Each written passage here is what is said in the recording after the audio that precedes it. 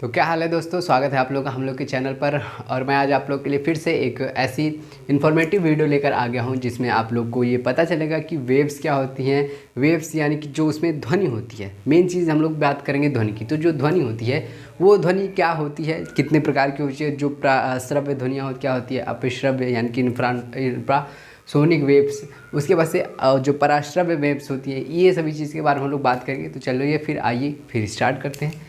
तो देखिए, सबसे पहले तरंग यानी कि वेव जो है वो दो प्रकार की होती है। ठीक है, दो प्रकार में पहली जो होती है वो क्या होती है, अनुप्रस्थ तरंगें होती हैं, और दूसरी क्या होती है, अनुदैर्घ्य तरंगें होती हैं। ठीक है, अनुप्रस्थ को इंग्लिश में बोलते हैं ट्रांसवर्स वेव्स और अनुदैर्घ्य को बोलते हैं लॉन्गिट्यूडिनल वेव्स। ठीक है, तो देखिए अनुप्रस्थ तरंगें क्या कहलाती हैं। तो अनुप्रस्थ तरंगें वे तरंगें जो माध्यम के कण के तरंग के चलने की दिशा के क्या हों, लंबवत हों। ठीक है, माध्यम के कण के तरंग के चलने की दिशा के क्या हों, लंबवत हों, वो क्या कहलाती है, हमारी ट्रांसवर्स तरंगे या फिर ट्रांसवर्स यानी कि अनुप्रस्थ तरंगे कहलाती हैं। ठीक है, मान लेते हैं कि ये हमारा क्या है, ये हमारा माध्यम का कण है और माध्यम के कण की क्या हो, लंबवत हो।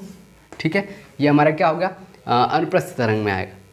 ठीक है, अब अनुदैर्घ्य तरंग क्या होती है, तो अनुदैर्घ्य तरंग जस्ट इसका थोड़ा सा उल्टा होता है। बस माध्यम के कण तरंग के चलने की दिशा के क्या हों, समांतर हो, समांतर, उसको हम लोग क्या बोलेंगे, लॉन्गिट्यूडिनल बोलेंगे। ठीक है, तो ये चीज़ दोनों फर्क है कि जब कभी माध्यम के कण जो है तरंग के चलने की दिशा के क्या होगा, लंबवत होगा, तो वो हमारे किस में आएगा, अनुप्रस्थ तरंग में आएगा, यानी कि लॉन्गिट्यूडिनल वेव्स में आएगा, और सॉरी ट्रांसवर्स वेव में आएगा। और अंदर जब भी तरंग के जो माध्यम का कण है उसके समांतर जब जा रहा हो तो हमारे क्या इसमें किस में आता है, अनुदैर्घ्य यानी कि लॉन्गिट्यूडिनल में आता है। ठीक है, आते हैं अब हम लोग बात करते हैं ध्वनि की। सीधे ये ज़्यादा टॉपिक बकवास नहीं, सीधे ध्वनि जो चीज़ मेन इंपॉर्टेंट है हम लोग के लिए। तो ध्वनि यानी कि जो साउंड वेव्स होती है, ये भी एक तरह की वेव ही है।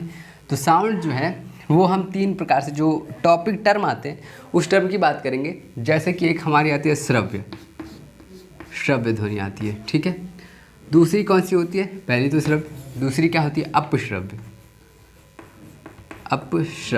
ठीक है, और तीसरी हमारी क्या होती है, दिख रहा है, हाँ, तीसरी हमारी क्या होती है, पराश्रव्य तरंगे। ठीक है, तो देखिए हम लोग को पता है कि हम लोग 20 से 20,000 हर्ट्ज के बीच में जो है वो हम लोग क्या हुआ सुन सकते हैं। ठीक है, मतलब कि 20 से 20,000 हर्ट्ज तक हम लोग क्या करते हैं, सुन सकते हैं। अगर किसी भी ध्वनि की आवृत्ति जो है वो 20 से 20,000 हर्ट्ज के बीच में आती है तो उसको हम लोग क्या कहते हैं, जिस ध्वनि को हम लोग सुन सकते हैं जो 20 से 20,000 हर्ट्ज के बीच में आती है, किसमें, 20 से 20,000 हर्ट्ज के बीच में जो ध्वनि आती है वो हमें सुनाई देती हैं। और जो ध्वनि सुनाई देती है उसको हम लोग क्या बोलते हैं, श्रव्य मतलब होता है क्या, सुनना। तो जो ध्वनि हमें सुनाई देती है, और कौन सी ध्वनि हमें सुनाई देती है, 20 से 20,000 हर्ट्ज के बीच में जो ध्वनि होती है वो हमें सुनाई देती है, तो उसको हम लोग क्या बोलते हैं, श्रव्य बोलते हैं। ठीक है, श्रव्य ध्वनि बोलते हैं। अब देखिए दूसरा जो होता है वो अपश्रव्य क्या होता है, अपश्रव्य मतलब कि जो अप मतलब होता है कम। ठीक है, अप मतलब क्या होता है, कम होता है। तो देखिए अपश्रव्य क्या होता है कि जो ध्वनियाँ, मैं यहाँ पर डेफिनेशन लिख देता हूँ कि जो ध्वनियाँ 20 हर्ट्ज, ये HZ मतलब क्या होता है, हर्ट्ज, और ये किसका मात्रक है, आवृत्ति का मतलब क्या है, HZ यानी कि हर्ट्ज। तो जो ध्वनियाँ 20 हर्ट्ज से कम होती हैं और हमें सुनाई नहीं देती हैं, मतलब इसको हम ठीक से सुन ही नहीं सकते हैं। अगर सुनना चाहे तो ठीक से सुन नहीं सकते हैं, तो कम होती है और हमें सुनाई नहीं देती हैं।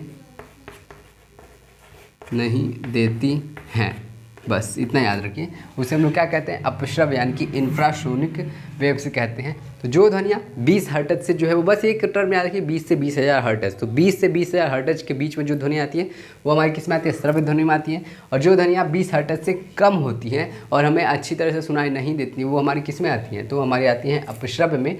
और तीसरा जो है हमारा क्या है, पराश्रव्य है। तो परा मतलब क्या होता है, दूर, परा मतलब क्या होता है, दूर होता है।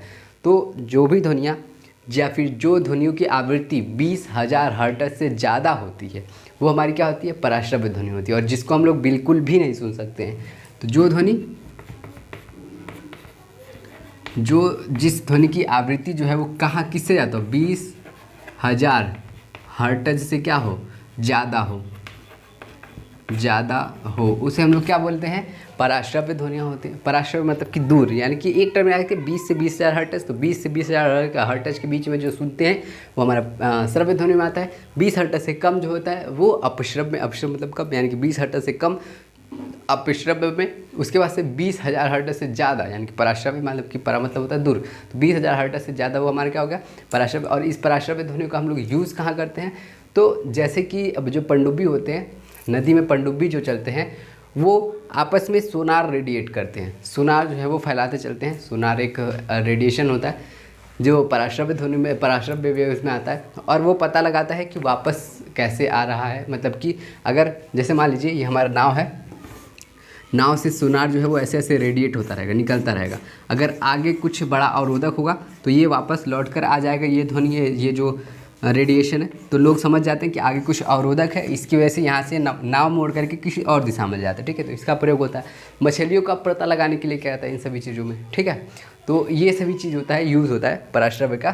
तो बहुत सारी यूजेज हैं, जैसे कि मछलियों का पता लगाने के लिए कर लिया जाता है, पहाड़े चट्टानों आदि का पता लगाने के लिए किया जाता है हम लोग। ठीक है, चलिए, तो ये 3 चीज़ इसमें कंप्लीट करते हैं। और हाँ, एक चीज़ और याद रखिएगा इसमें आप लोग, जैसे कि आपका मान लीजिए 0 डिग्री सेंटीग्रेड पर जो ध्वनि की चाल होती है वो 332 मीटर पर सेकेंड होती है। ठीक है, 0 डिग्री सेंटीग्रेड पर जो चाल होती है ध्वनि की 332 मीटर पर सेकेंड होती है। ठीक, और हमारा जो द्रव होता है, तो द्रव में जो ध्वनि की चाल होती है वो होती है 1460, हाँ 1460 मीटर पर सेकेंड। ठीक है, और जो सॉलिड होता है यानी कि जो ठोस होता है, ठोस में जो ध्वनि की चाल होती है वो कितनी होती है, 5100 मीटर पर सेकेंड। ठीक है, तो अगर आपसे क्वेश्चन पूछे कि सबसे ज़्यादा ध्वनि की चाल किस में होती है, गैस में, जल में, इस्पात में, या फिर इनमें से कोई नहीं, तो किस में होती है, इस्पात में। क्यों, क्योंकि इस्पात सॉलिड है, तो सॉलिड में जो है सबसे ज़्यादा ध्वनि की चाल किस में होती है, सॉलिड में होती है, यानी कि ठोस में। देखिए 5100 मीटर पर सेकेंड होती है। ठीक है ना, तो ऑप्शन नंबर आप लोग सी वाले में टिक करेंगे, ठोस में सबसे ज़्यादा ध्वनि की चाल होती है। ठीक है, तो आई होप आपको ये सभी जितने भी टर्म थे वो आपको समझ में आए होंगे। तो बाकी मिलते हैं आपसे अगली वीडियो में, और वीडियो अच्छी लगी हो तो लाइक करेंगे और कमेंट में ज़रूर बताएंगे वीडियो कैसी लगी। बाकी मिलता है आपसे अगली वीडियो में, तब तक के लिए थैंक यू।